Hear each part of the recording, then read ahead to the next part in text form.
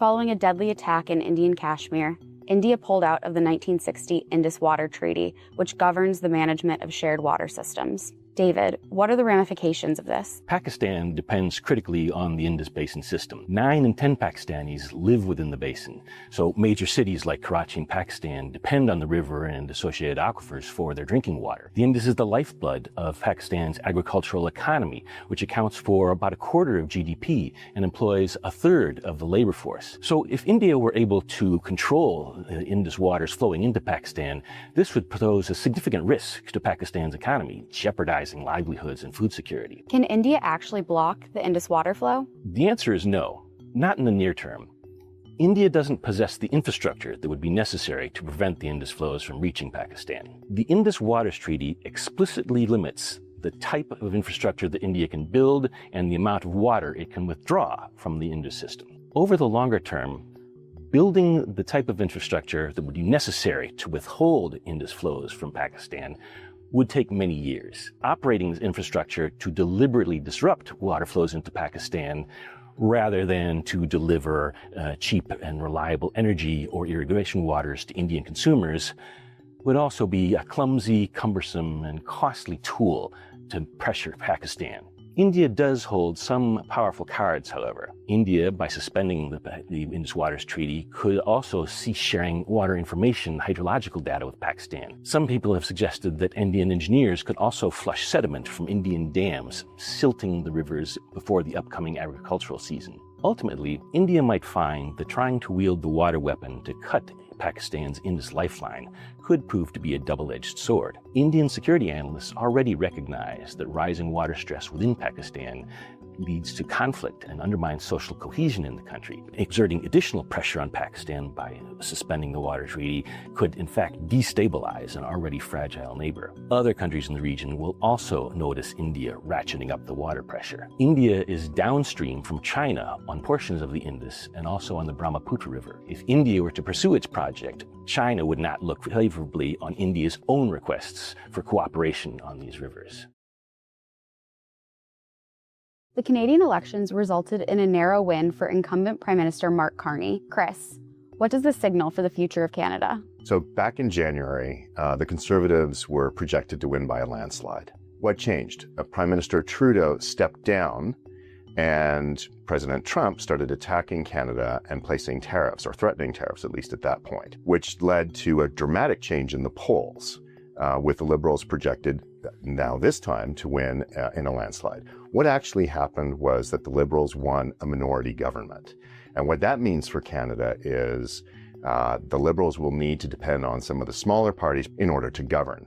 That will make his hand in negotiations with President Trump weaker than Prime Minister Carney was hoping. He was hoping to have a solid Liberal majority government, and instead he got a Liberal minority government. What does this mean for the future of U.S.-Canadian relations? Mark Carney won the election largely because of President Trump. Voters saw Carney as more solid, more of the adult in the room, his banking experiences, economic experiences, better able to take on President Trump's threats and tariff. Carney's first job will be to sit down with President Trump and iron out the differences, try to work a deal, while at the same time not caving to the president and looking to lessen Canada's dependence on the United States by looking for closer ties, for instance, with like-minded countries in Europe. Prime Minister Carney will also have to address the domestic issues, which are also important, but slightly less important than confronting President Trump.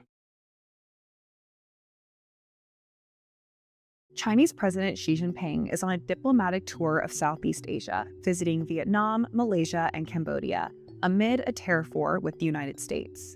Ilaria, what is the significance of this visit? The visit was on the books for some time, but it comes at a really interesting inflection point for geopolitics and global trade. These are also countries that are very tightly integrated with China when it comes to their value chains, but they're also highly dependent on the United States for their exports. Now, of course, at the same time, reciprocal tariffs were not suspended for China. So tensions between the US and China are very high at the moment, and I think that's going to be top of mind for the leaders that are meeting right now. So what is President Xi hoping to accomplish with this trip? There have been several announcements between China and these countries.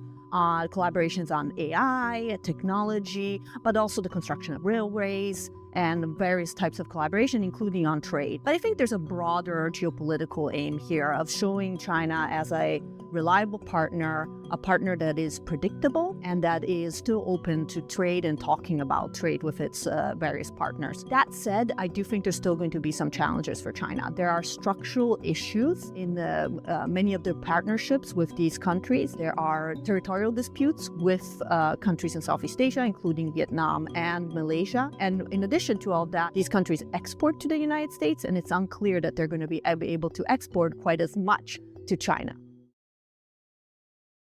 During the last trade war with China, American farmers lost billions of dollars, and the majority of tariff revenue went towards relief for the agriculture industry.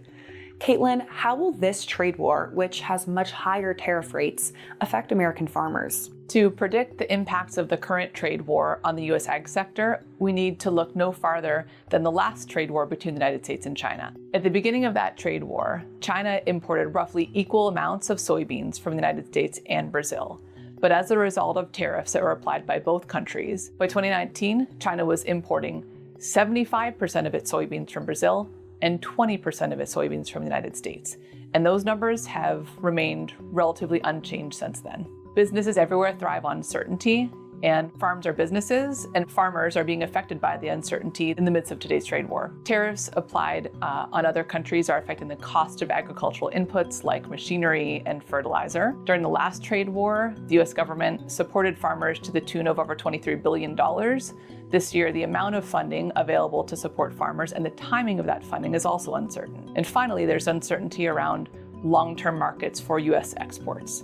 As we saw with the last trade war, that trade war had impacts almost a decade into the future. This current trade war could reinforce the US reputation as an unreliable source of agricultural exports for food importers around the world.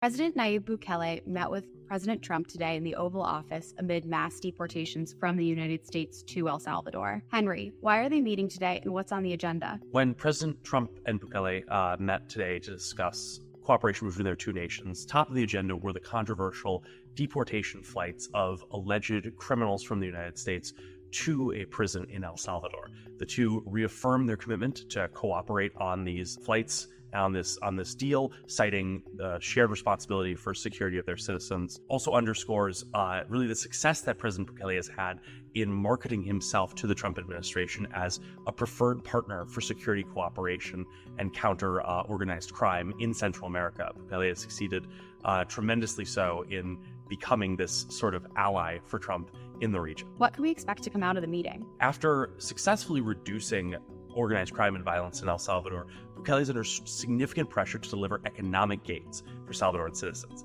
In a new world defined by trade wars, tariffs, and a more domestic focus on the economy, I think it's going to be very interesting to see what sort of economic and trade concessions Bukele may be able to leverage out of the Trump administration, especially as El Salvador enters into a period where they're looking to attract more foreign investment and drive economic growth. Despite a 90-day pause in reciprocal tariffs, the trade war between the US and China continues to escalate, with US tariffs on Chinese goods at 125% and Chinese tariffs on US goods at 84%. Scott, is this shift a symbol of the US trying to further isolate China from the rest of the world, or is it a retreat from tariffs generally? I think Beijing is going to read the latest moves by the Trump administration as the first step in a broad-scale retreat, not as a strategic plan that they had all along to focus only on China. I do think probably what we'll see overnight when the Chinese get up and they read the news is that they're going to come back with additional tariffs. Now, we're already at tariffs that are so high, bilateral trade is going to probably be halted as a result, but the Chinese nevertheless, at least for symbolic reasons, are going to match the United States. So what will the economic impacts be on both the US and China? So the US and Chinese economies both have strengths and weaknesses, and this trade war impacts both of those. For China, their export machine is going to come under a lot of pressure, and we probably will see Chinese exports, not only to the US, but to others, fall off, and they're going to have to find other ways to replace that, perhaps with increasing domestic consumption. The U.S.'s big Achilles heel is its financial markets, and we've already seen those fall off by 10+% just in the past few days. The most recent announcement, we've seen a boost back up. It's those markets' reactions that is leading to this adjustment. There is still pain that both sides can impose on the other, or markets can impose on both. So I think this story is long from being completed. In response to U.S. tariffs, China has placed export controls on rare earth minerals.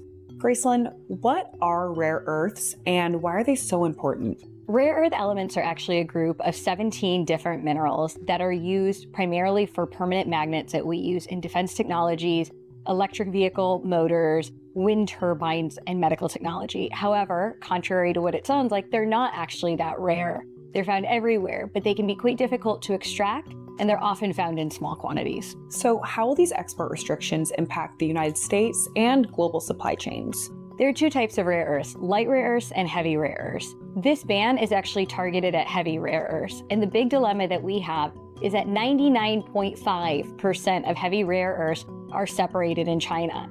Now, this isn't a full-out ban, so there are kind of four types of restrictions. They start with non-automatic licensing, where you have to apply to be able to export them. Then you have tariffs, quotas, and bans. These new restrictions are actually non-automatic licenses, which means that there's a long runway for China to increase these restrictions and make them more strict if the trade war continues to accelerate.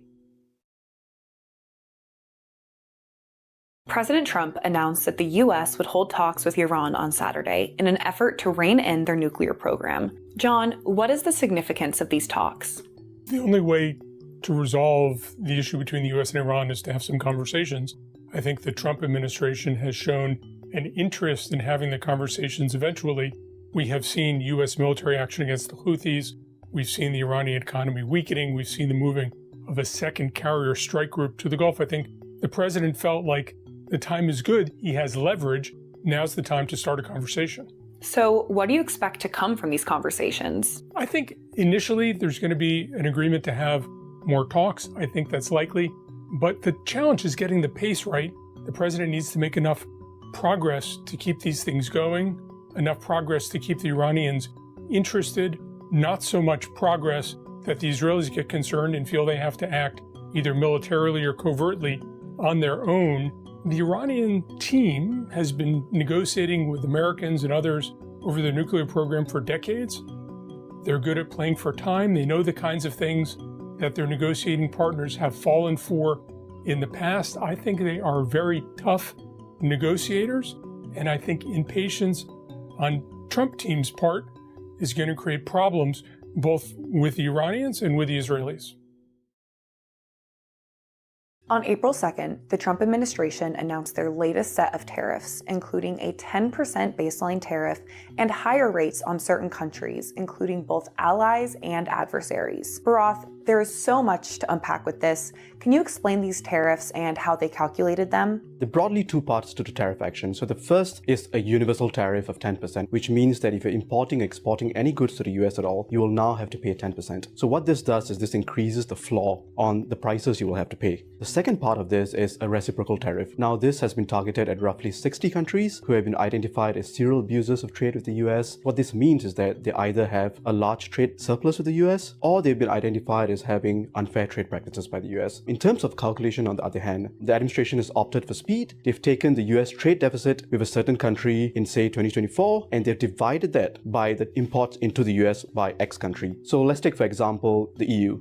The EU had roughly a $235 billion deficit with the US last year, and they imported $605 billion worth of imports into the US. And so if you divide that, you have roughly 39%. After that, the US applies what they call a discounted rate, so they halve that number, and so you get a 20% tariff. So what is the strategy behind implementing tariffs like this? The first half is they think that the US has been taken for a ride by the countries, and so now they have to retaliate, to restore, and undo decades of damaging trade liberalization, and importantly try to pull back manufacturing into the US. The second one is a more transactional reason, which is to generate revenue for the planned tax cut later this year. So what will the economic outcomes be both here in the US and around the world? In terms of global impact, there's going to be stark regional disparities and who's affected. Regions like Asia and Africa will be worst hit. I think importantly, if we look beyond just regional numbers, a lot of developing economies would be badly hit. You have, for example, Myanmar, which has been suffering under a military junta for many years and it still has barely recovered from the recent 7.7 Richter scale earthquake. So they're going to be crushed by this. As for the US, we've done some modeling, and in terms of macroeconomic impacts, this might shave up to 1% of the US GDP, which equates to over $300 billion. Prices will increase, so inflation will increase by roughly 9.9%, but real wages don't keep up, and they will lag by roughly 1%. So what we see is the economy will shrink, inflation will go up, wages will not keep up and go down, and all this in the presumptive aim of renewing the American economy. Last year, China's largest state-owned shipbuilder built more commercial vessels by tonnage than the entire U.S. shipbuilding industry has since the end of World War II.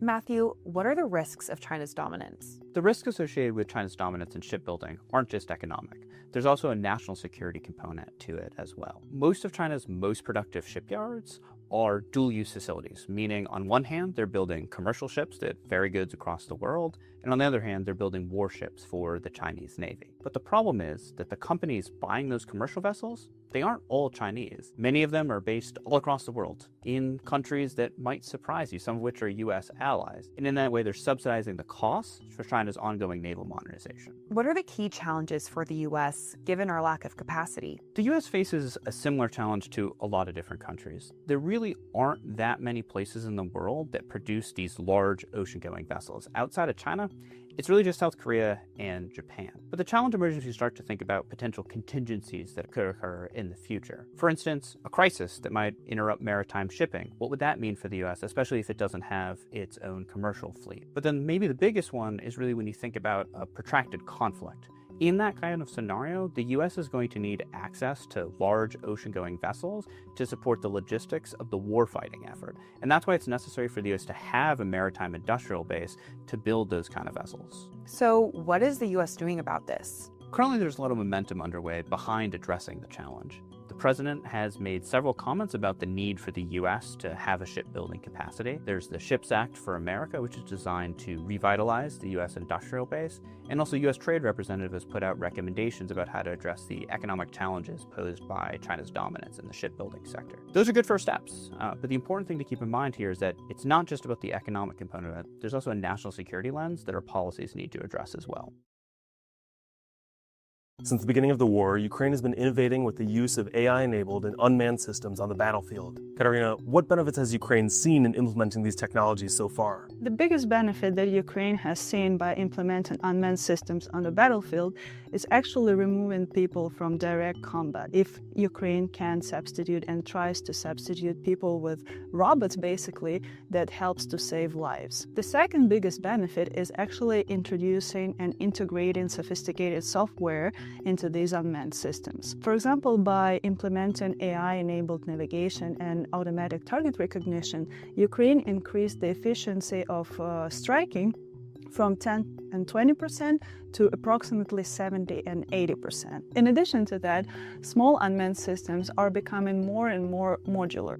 So what I mean by that is that now you have a frame, and depending on which additional equipment you attach to this frame and bases, it can become a bomber, it can become a relaying system if you attach an antenna, or it can become a super sophisticated ISR drone. What lessons does the war in Ukraine hold for the future of autonomous weapon systems? One of the main lessons learned from integration of unmanned systems into the modern warfare is that software actually helps operators to manually control and operate the drone. Another lesson learned is actually using AI to tackle some specific small challenges and issues. So they took an approach where they take small little issue, develop small AI model, train it on a very specific data set, and tackle this issue with this small model. And the final point is that even if we have very sophisticated AI models right now, we still need human in the loop. The Ukrainian army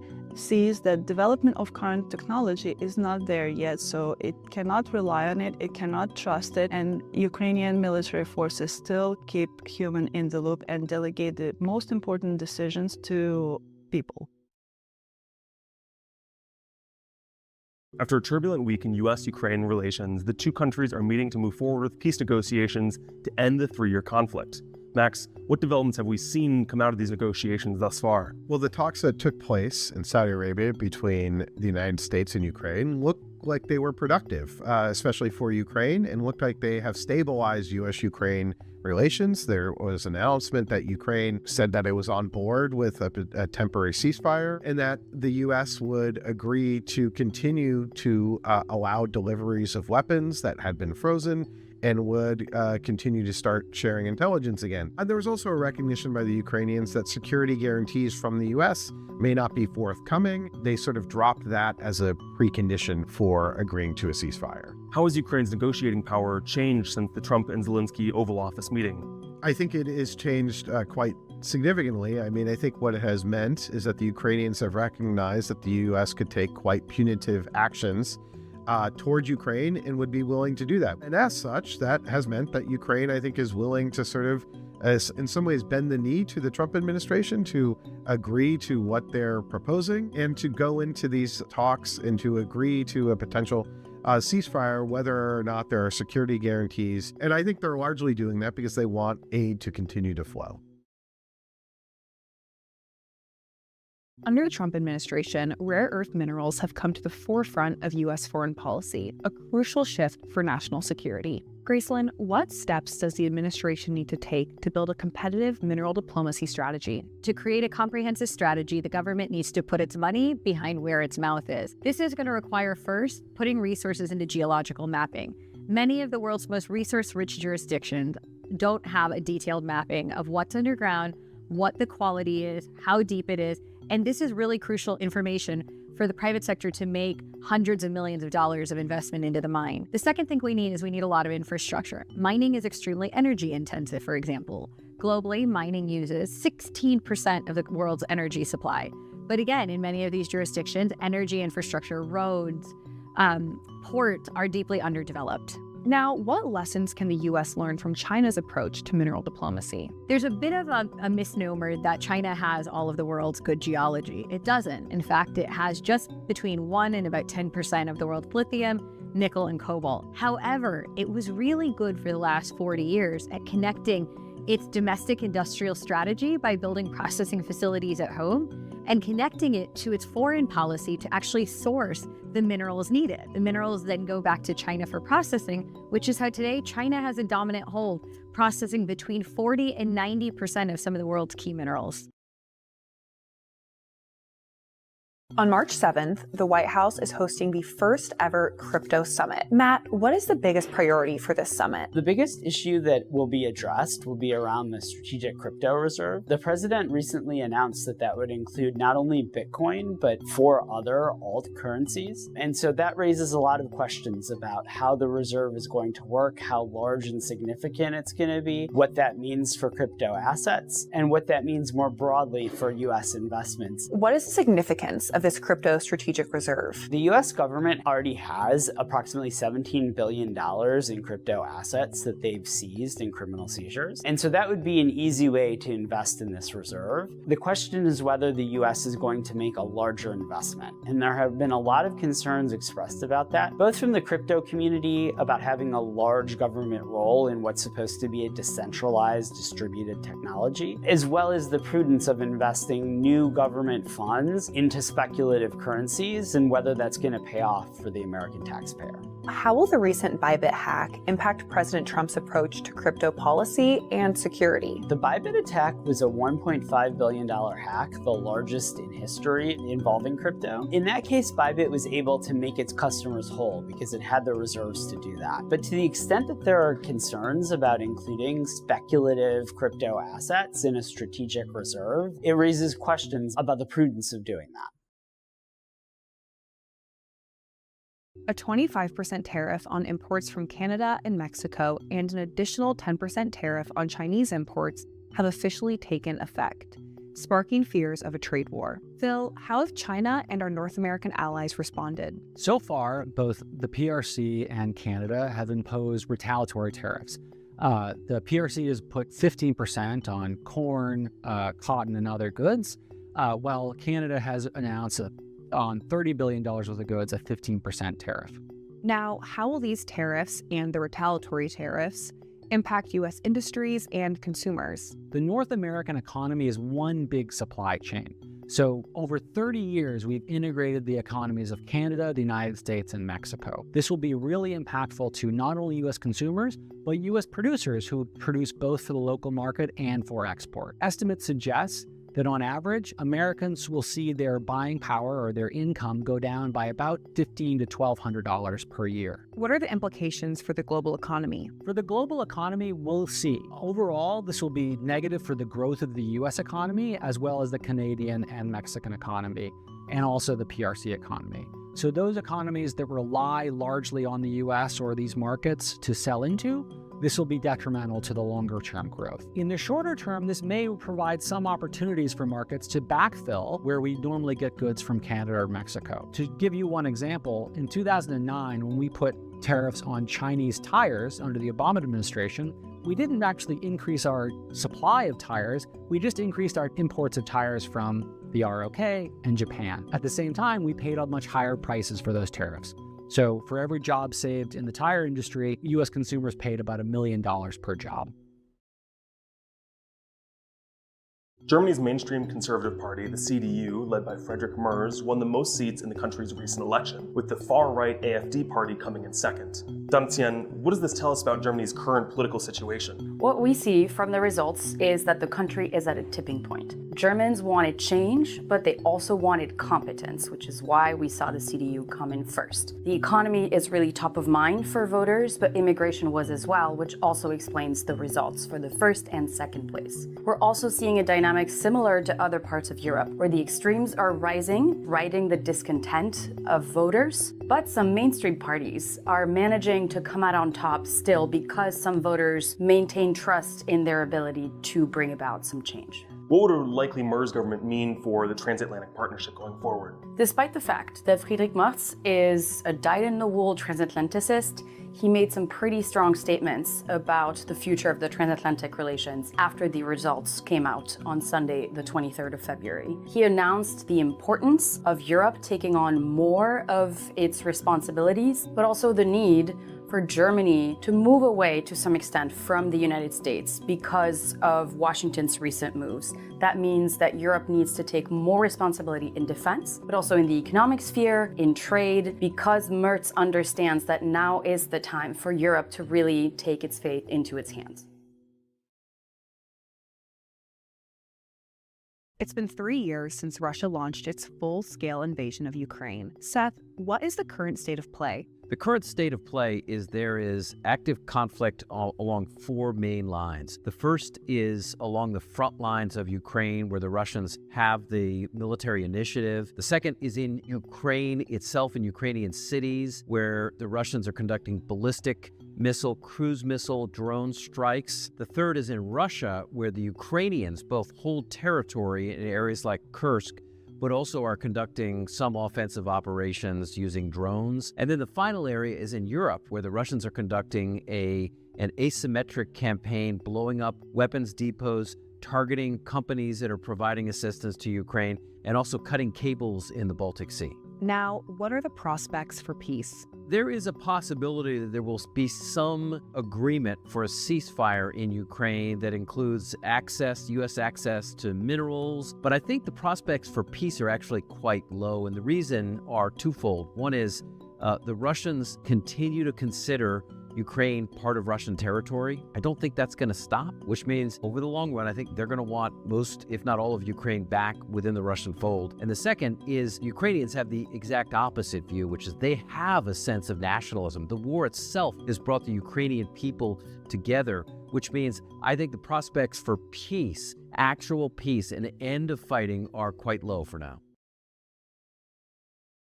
As we approach the 3-year anniversary of Russia's full-scale invasion, Ukraine's recovery remains in question. Romina, where do reconstruction needs stand now? So I would divide it between immediate needs and then medium to long-term needs of the country. So in immediate terms is providing generators, rebuilding part of the electric grid and things like that. But other things will take time.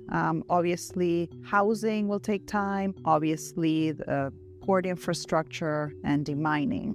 All those are going to be more long-term efforts. Now, what are the biggest obstacles hindering a successful reconstruction of Ukraine? The main obstacles, I would say, are three. First is security, second is financing, and third is workforce. So in terms of security, obviously, we have to see what a peace settlement means for Ukraine. Second, financing. Obviously, these things are a lot of money to reconstruct. And so foreign direct investment will be key. And the third issue that I spoke about was workforce needs. So Ukraine has a workforce shortage right now. This is because of two things. Even before the war, there was a negative demographic trend in Ukraine, and then the war came, and so the war obviously displaced people. Many emigrated. Sadly, many died. And also the question will be, once the war ends, who will come back to the country and rebuild? As the third anniversary of the war in Ukraine approaches, the Trump administration is seeking a quick resolution to the conflict. Max, what recent developments have we seen in the peace negotiations? Well, the United States and Russia just sat down for what essentially looked like talks about talks, that this was an effort to establish a dialogue to then figure out how the US and Russia, and hopefully Ukraine, and maybe the Europeans as well, would structure a dialogue about ending the war. I think what's pretty clear is that Russia wants these talks to extend. They want to make them about more than just Ukraine, but about the US security presence in Europe, about sanctions relief and other things. But I'm not convinced that Russia is actually interested in having productive negotiations to end the war. What are the US's and Ukraine's goals in this peace process? Yeah, I think for Ukraine, the goal would be to have an end to the conflict. But I think the other thing, the main objective for Ukraine is to have a secure European future. And I think what Russia's objectives are is to prevent that from happening. And Ukraine is very nervous that they're going to be forced to, there's going to be a lot of pressure put on Ukraine to agree to something that basically ends their European dream, their dream of having a European future. And right now it looks like both Ukraine and the Europeans are sort of on the sidelines of these talks, when really they should be central to them, because that's the central issue, Ukraine's European future, which is really at question here.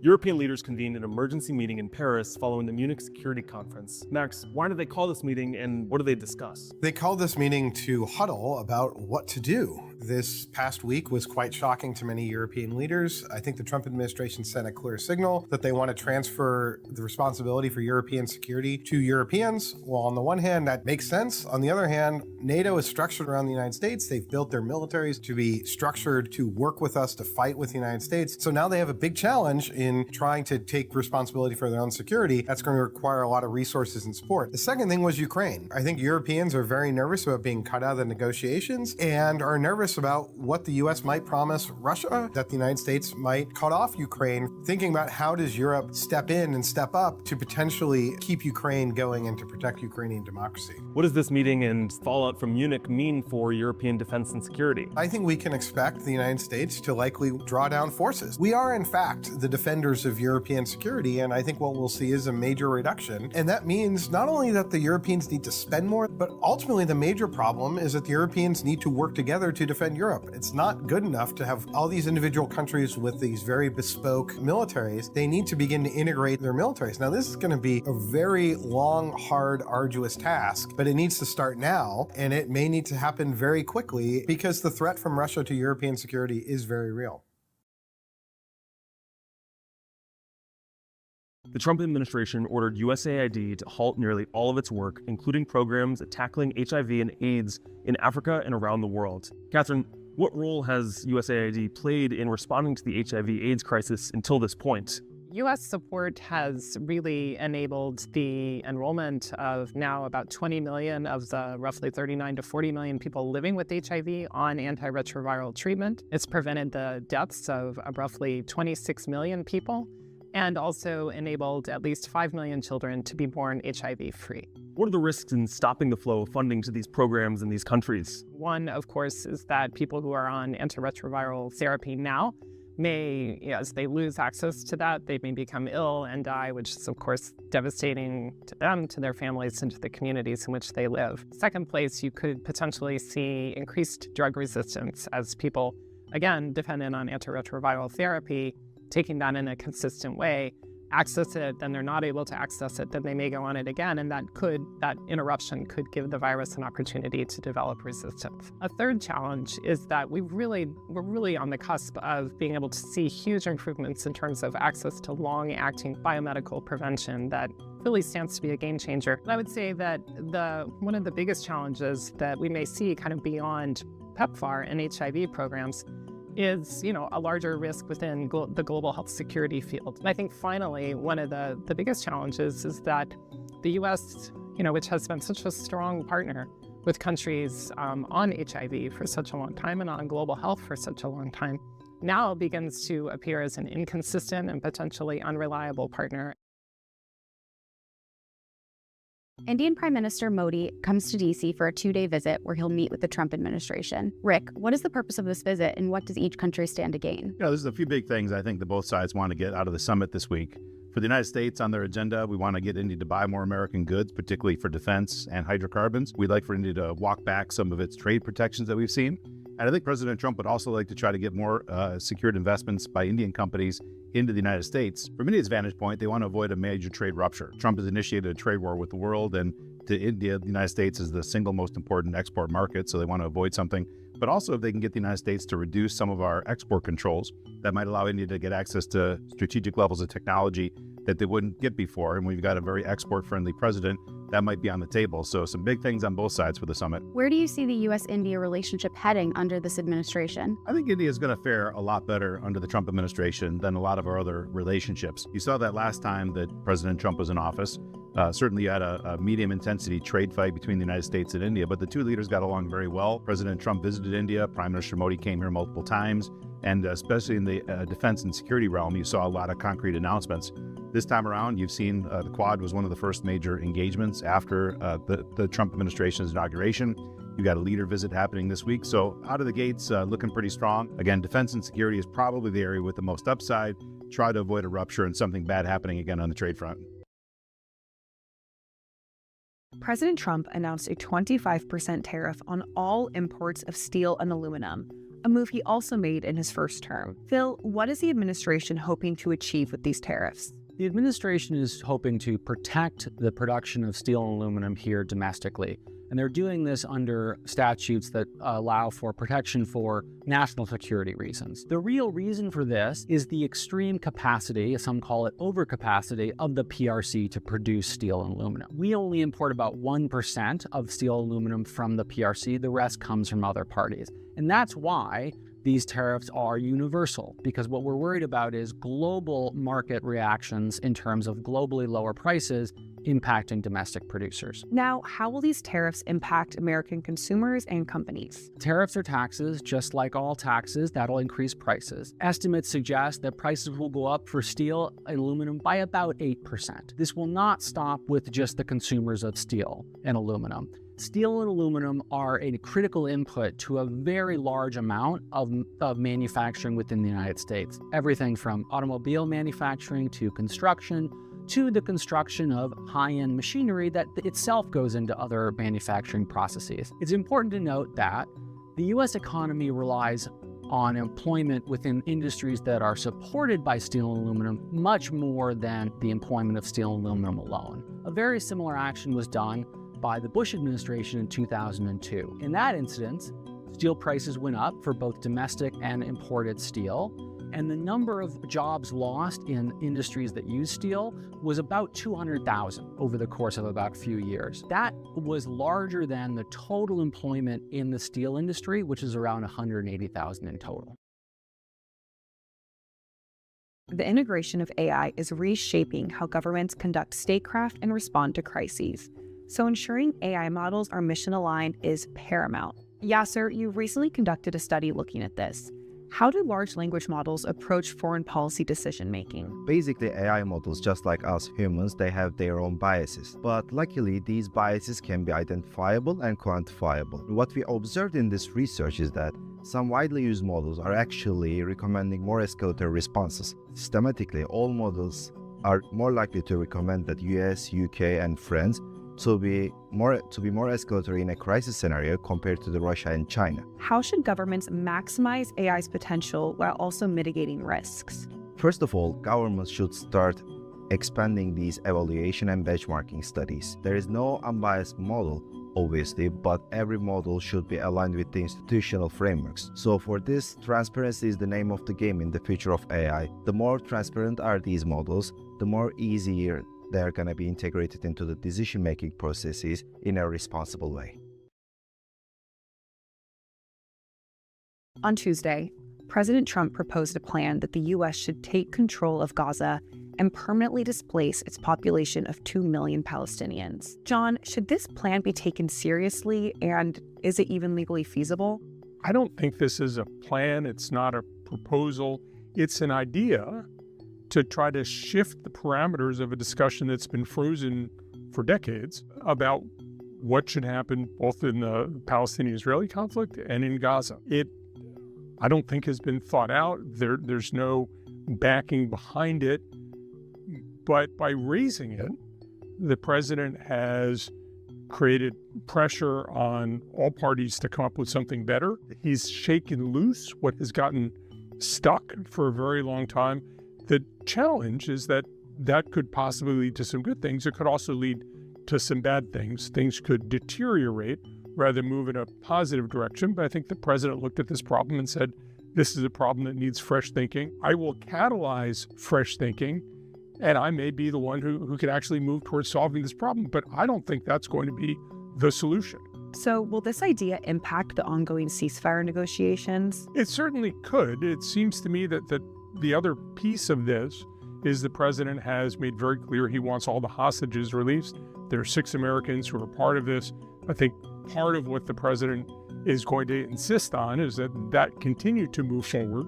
But we can have any number of things change in terms of Arab support, in terms of unrest on the West Bank, in terms of a shift in Israeli politics.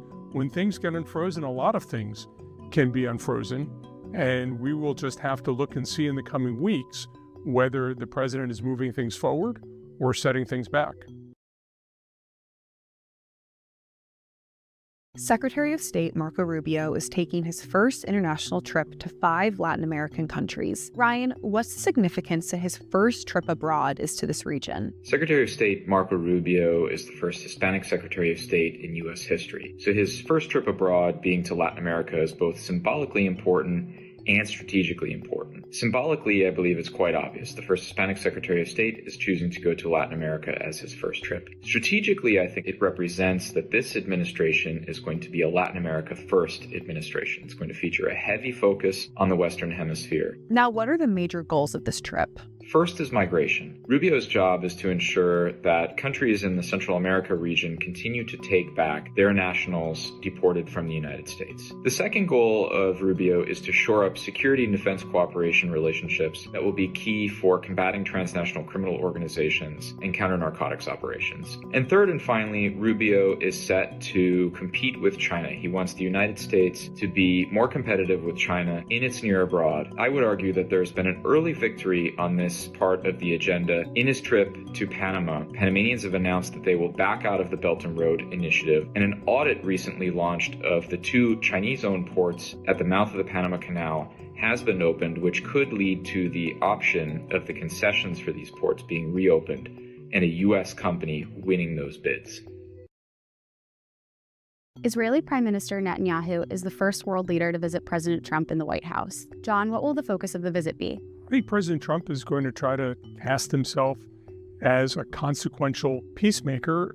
Prime Minister Netanyahu is trying to cast himself as an ally of President Trump, who is working alongside the United States. But I think in some ways he's not really sure of where the United States is going to be on some very important and very difficult issues for him. And trying to get the president exactly where he wants to be is going to be hard because President Trump is going to want to show he's not being pushed around by the Prime Minister of Israel. Now that Israel's in the second phase of negotiations with Hamas, where do things stand today with the ceasefire deal? I think the second round of the negotiations is going to be very difficult because from a Hamas perspective, what they can get in exchange for Israeli soldiers is really quite high.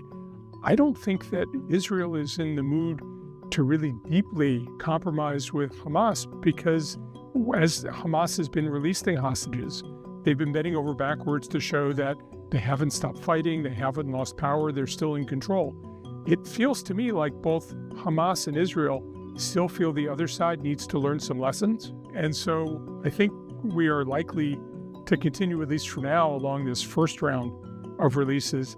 It doesn't feel to me like the two sides are moving to get closer to the second round where some of the really hardest issues are going to be resolved. After an announcement from Elon Musk that USAID is being shut down, Secretary of State Marco Rubio said that he is taking over as acting administrator. Noam, so much has been changing with USAID. Where does the agency stand now?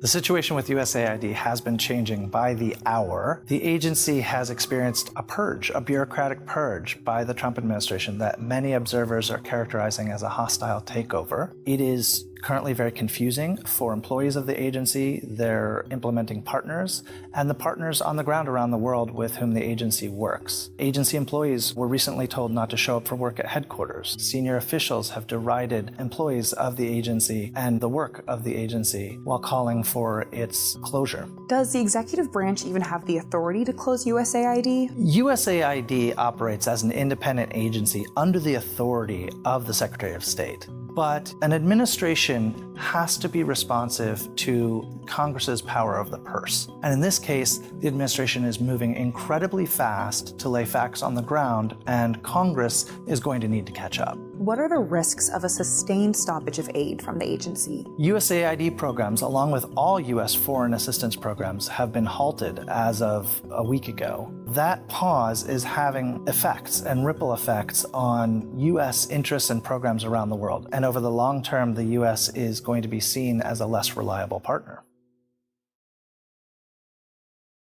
On February 1st, President Trump announced a 25% tariff on Canada and Mexico and a 10% tariff on China, though Mexico has since reached a deal to delay the tariffs by a month. Phil, what will the direct economic impacts of these tariffs be? Tariffs are taxes. Tariffs are going to raise prices on consumers and producers. They're going to raise prices on inputs for producers, which makes them less competitive both domestically and globally, and it's going to raise prices for consumers on the goods they buy. Canada is our largest import market for steel and aluminum, much of which goes into the construction of data centers and other critical components to our technological competition with the PRC. Now, are tariffs an effective tool of economic statecraft? Tariffs can be an effective tool, but they often come at really, really high costs. Because they impose costs both on yourself and your partner, they can give you leverage that results in partners being willing to do more for you. However, tariffs, like any tax, the burden of them is shared by both the consumer and the producer. And so you do have cost on yourself as well. In the last trade war under the first Trump administration, when we put tariffs on China, about 90% of those was paid by US consumers. And in fact, we paid almost as much in bailouts to farmers as we got in tariff revenue. About 92% of all the tariff revenue was paid back out as bailouts to affected industries from the retaliation of those tariffs.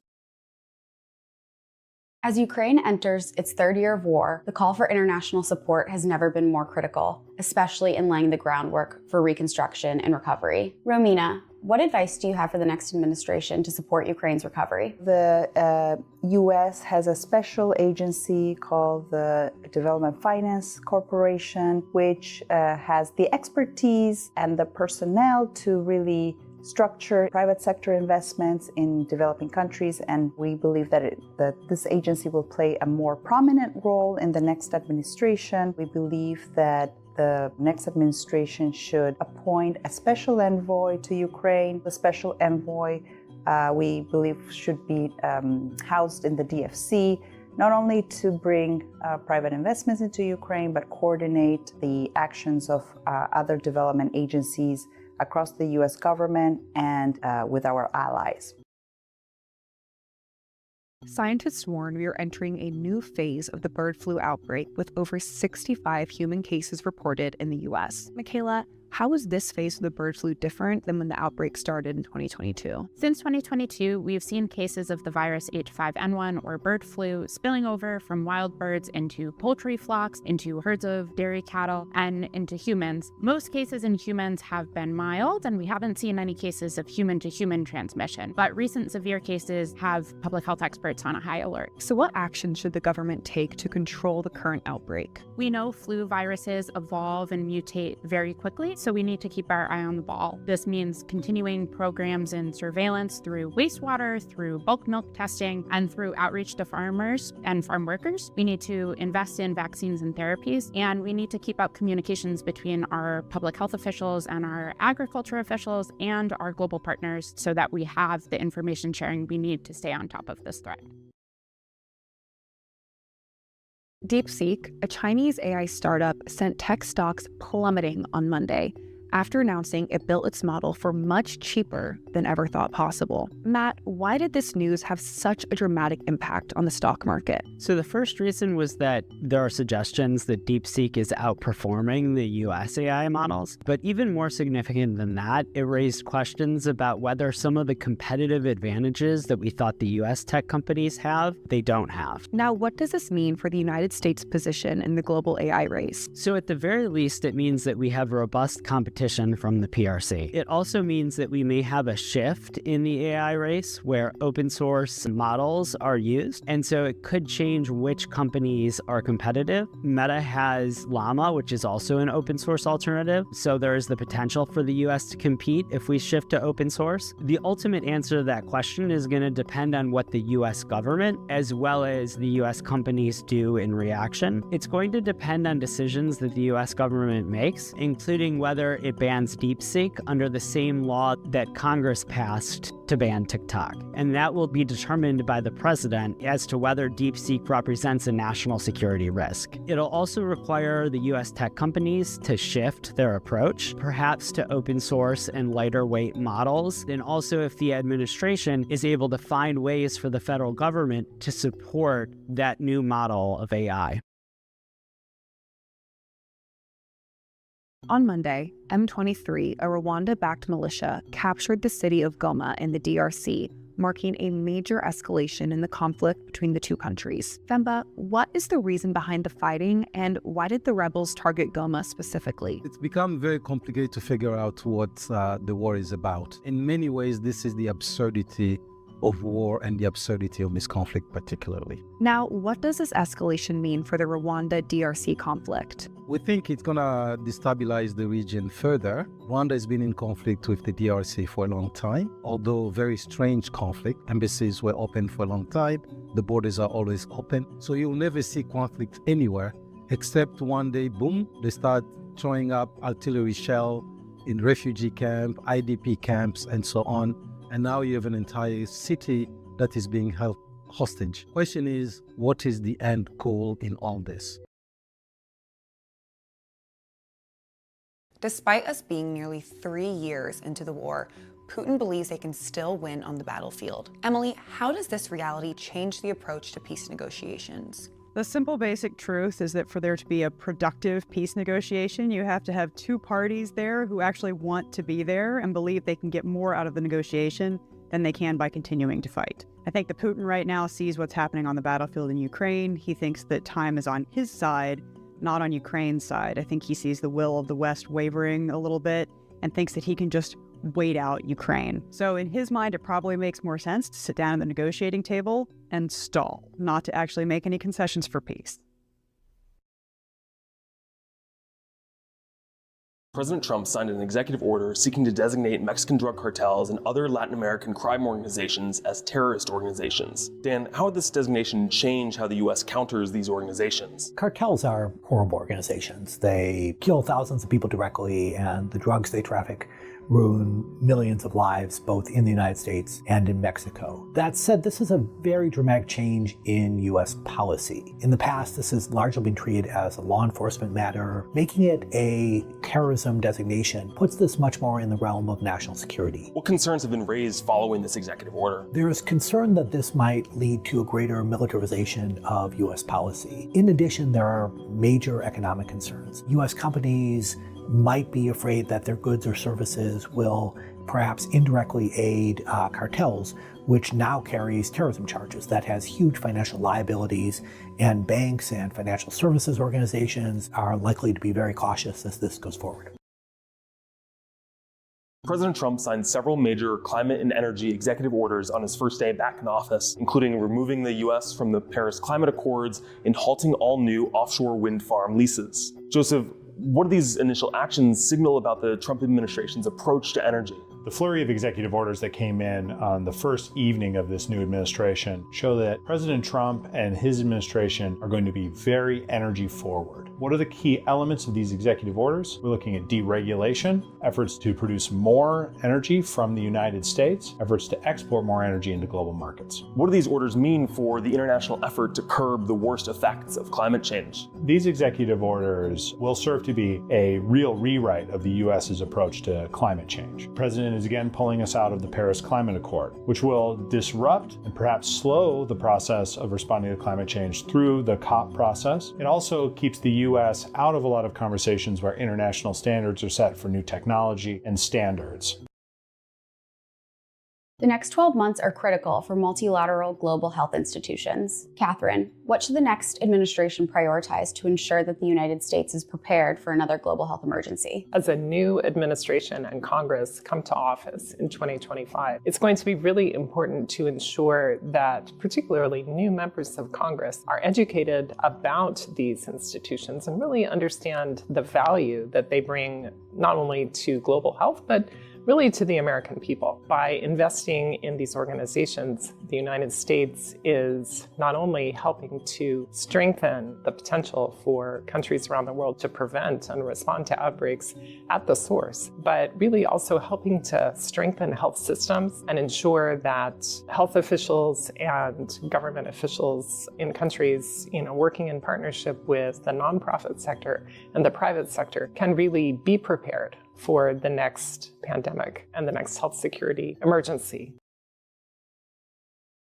Women around the world still lag in workforce participation and representation in government. Hadil, what advice do you have for the Trump administration as they re-engage on women's global economic empowerment? The first Trump administration had launched the Women's Global Development and Prosperity Initiative, focusing on a whole-of-government approach to women's global development and economic empowerment issues. We've been able to take away some tangible lessons in order to move forward in a more effective and strategic way. 1, the White House needs to be the lead coordinator, working alongside other government agencies like the State Department and USAID in the implementation process. Second is how we measure impact. This upcoming administration needs to make sure that it's thinking about the sustainability of projects and thinking about accountability. The third recommendation is thinking about the role of men and boys. This is an issue that the first Trump administration did not focus on, but the incoming one must consider the role of men and boys as champions and allies to be able to move forward as a collective and empower women around the world.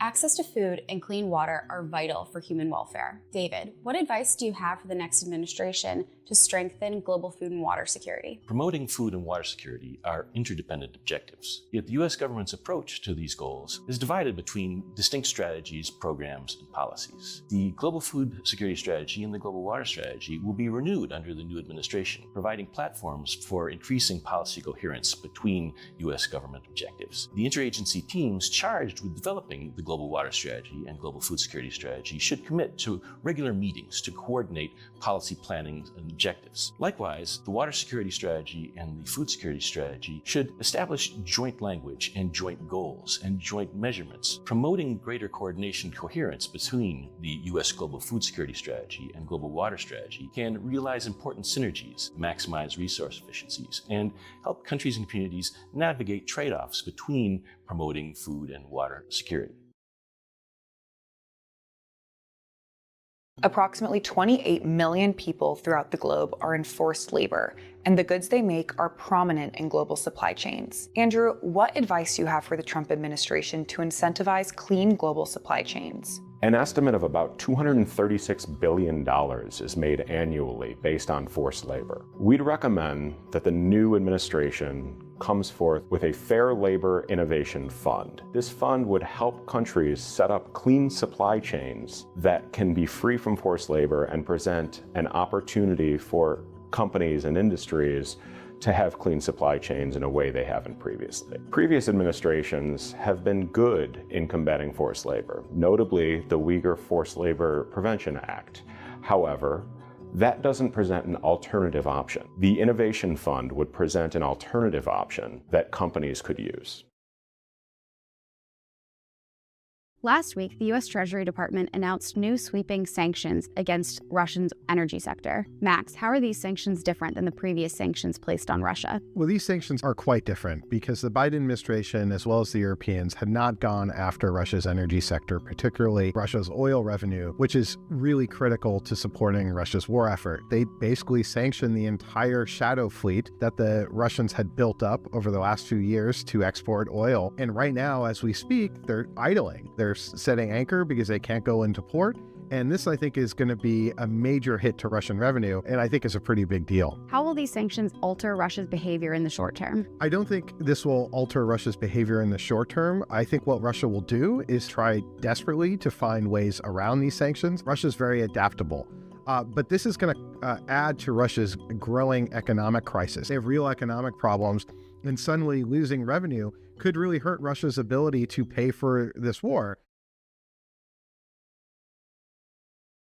Israel and Hamas reached a ceasefire deal on the 15-month war happening in the Gaza Strip. John, what are the terms of the ceasefire deal and what are the next steps? So this is a multi-phase ceasefire. The first phase gets children, adults over 50, and female soldiers released in groups of 3 or 4. It's going to take several weeks to get folks out. While they do that, they're also releasing Palestinian prisoners, and they're negotiating terms under which male Israeli soldiers will be released. There are lots of Palestinians that get released for every Israeli. 30 Palestinians for every Israeli civilian, 50 Palestinian prisoners for every female soldier, including 30 Palestinian prisoners serving life sentences. So there's a lot that can go wrong in terms of, is each side releasing the right number of people, the right people? Are there people who should be released who aren't being released?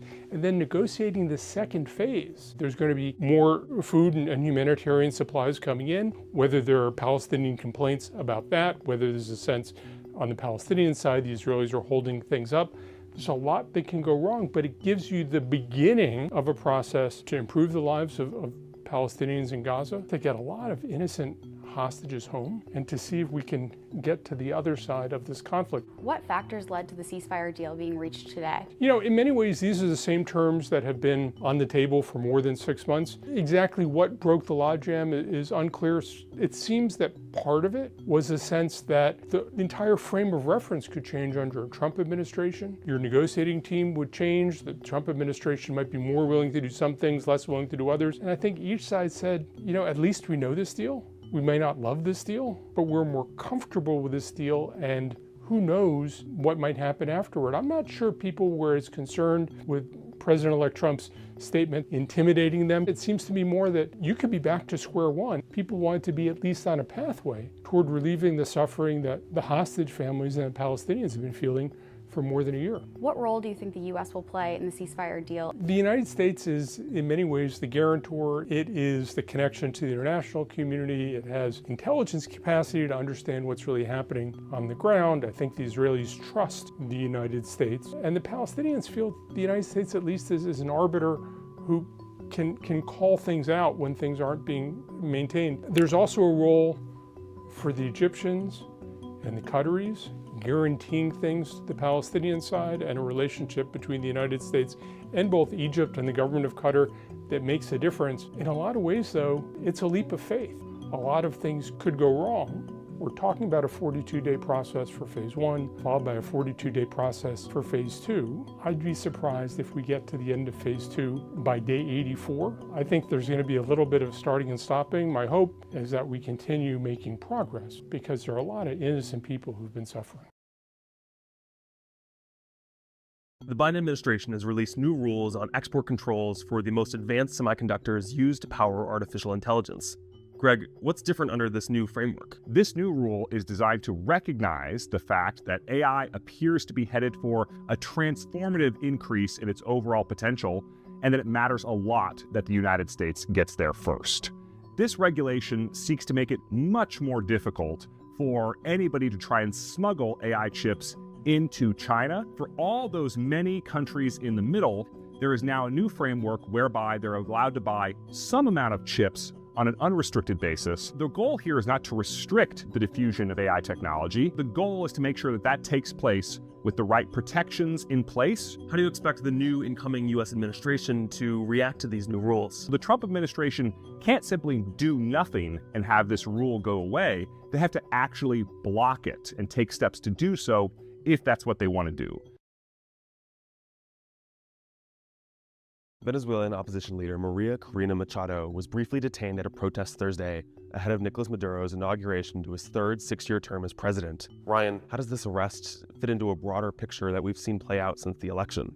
Yesterday, the Venezuelan people came out to protest the illegitimate inauguration of President Nicolas Maduro for a third term to the presidency. Machado showed up at the rally to great fanfare, and upon her exit from the rally was intercepted and was detained. This detention of Machado is in line with a lot of what we've seen from the Maduro regime since the election theft, at one point having over 2,000 political prisoners in their jails. What does this event mean for the Venezuelan opposition going into Maduro's third term? The Venezuelan people are going to continue protesting, continue to demand that their votes be counted. Maduro is in for a long 6 years if he thinks that he can simply repress his way out of this problem of lacking democratic legitimacy. Disasters across the globe are on the rise, and the The escalating impact of extreme weather events, combined with intensifying U.S. geostrategic competition, highlights the urgent need for innovative approaches. Noam, what strategy should the next administration prioritize to strengthen resilience and build lasting partnerships with the Global South? Extreme weather is ramping up, and it's going to continue to ramp up with implications for security and the economies of developing countries at the very same time that the U.S. is engaged in a heated geostrategic competition for partnerships. One way to do this is by leveraging insurance, which is an underattended, undervalued issue within U.S. foreign policy. Insurance sits at a foundational level within the capital stack. To bolster partnerships, investments, and resilience to physical risks, the Trump administration has an opportunity to build an enhanced capability, a development insurance facility that connects to a private sector-oriented